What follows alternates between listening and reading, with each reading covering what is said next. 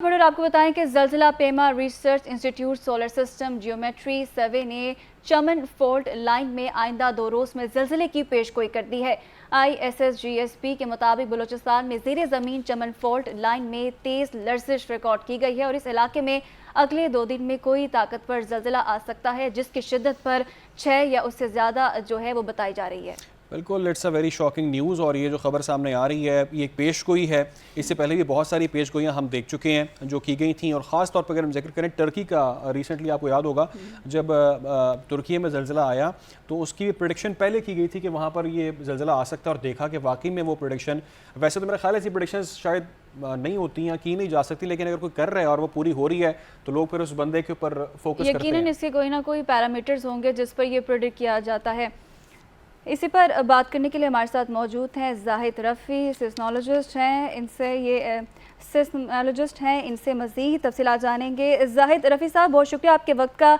जिस हमने देखा कि जो टर्की में ज़लज़ला आया है उसकी पहले प्रेडिक्शन की गई थी और हमने देखा कि वह ज़लज़ला अभी आ जाता है। बलूचिस्तान में ज़लज़ले की उस साइंसदान की जानिब से प्रेडिक्शन की जा रही है, तो ऐसे कौन से पैरामीटर्स हैं जिससे हमें कुदरती आफात का पता चल सकता है? नहीं, बहुत शुक्रिया। ऐसा नहीं है। हमारा अपना टर्की की ऑर्गेनाइजेशन जो है उनके साथ हमारा बड़ा क्लोज इंतजाम रहता है। हमारी उनके साथ रिसर्च कोलैबोरेशन रहती है। उस वक्त भी हमारी टर्की से बात हुई तो उन्होंने कहा जी ऐसी बात नहीं है कि उस डच साइंटिस्ट ने कोई प्रोडिक्शन की है, उसकी प्रोडिक्शन के मुताबिक हमारे इस मुल्क में जो है इतना बड़ा अर्थक्वेक आएगा। उन्होंने कैसे नहीं है। और फिर ये है कि वो बात करते हैं अपने मैग्नेटिज्म के ऊपर, सोलर मैग्नेटिज्म के ऊपर।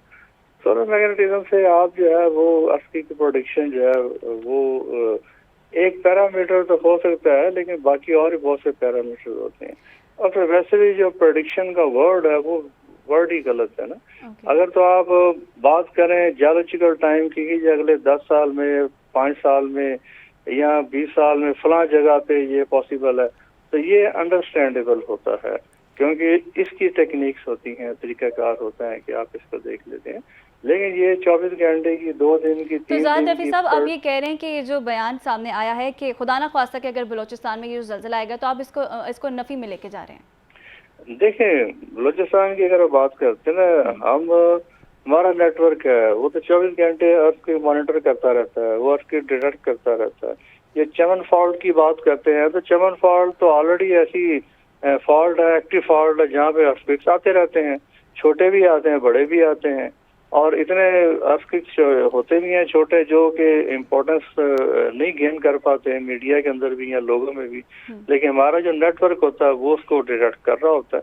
तो ये अगर को वहाँ पे कह दे। अच्छा जाहिद रफ़ी साहब, आप क्या समझते हैं कि क्या फ्यूचर में ऐसे ऑपरेटर्स आ सकते हैं? आपने अभी बोला तो है कि हम लोग प्रेडिक्शन का वर्ड यूज़ नहीं कर सकते, लेकिन अभी मेरे पास और कोई इस्तेलाह नहीं है, तो क्या हम कुदरती आफात को, कोई ऐसे ऑपरेटर्स फ्यूचर में आ सकते हैं कि हम लोग प्रिडिक्ट कर सकें कि कोई कुदरती आफात जो है वो आ सकती हैं, ज़लज़ला हो गया या कोई भी दीगर?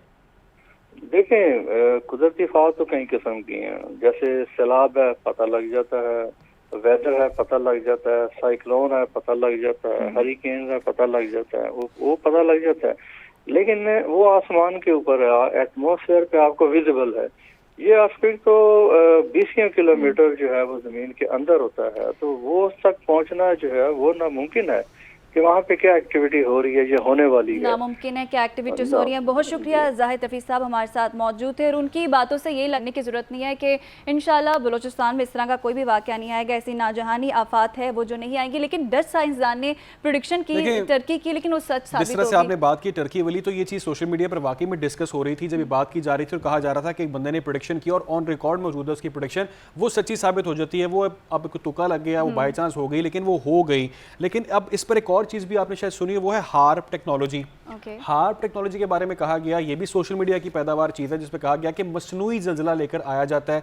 कुछ ऐसी ताकतें होती हैं जो आर्टिफिशियल ज़लज़ला लेकर आती हैं और स्पेसिफिक एरिया को टारगेट किया जाता है। तो बहुत सारी ऐसी चीज़ें डिस्कस होती हैं सोशल मीडिया पर। इतनी तरक्की में और पता नहीं क्या क्या चीज़ें आर्टिफिशियल आ रही हैं, लेकिन अब देखिए वो तरदीद कर रहे हैं। वो कह रहे हैं कि ऐसी कोई टेक्नोलॉजी नहीं है जिससे हम ज़लज़ला पहले प्रेडिक्ट कर सकते हैं। अगर ऐसा होता तो डेफिनेटली उन्होंने कहा कि बहुत सारे जो है आपने इस्तेलाह यूज़ नहीं करनी, लेकिन मुझे भी नहीं समझ आ रही कि प्रेडिक्शन के अलावा कौन सी इस्तेलाह यूज़ की जाए।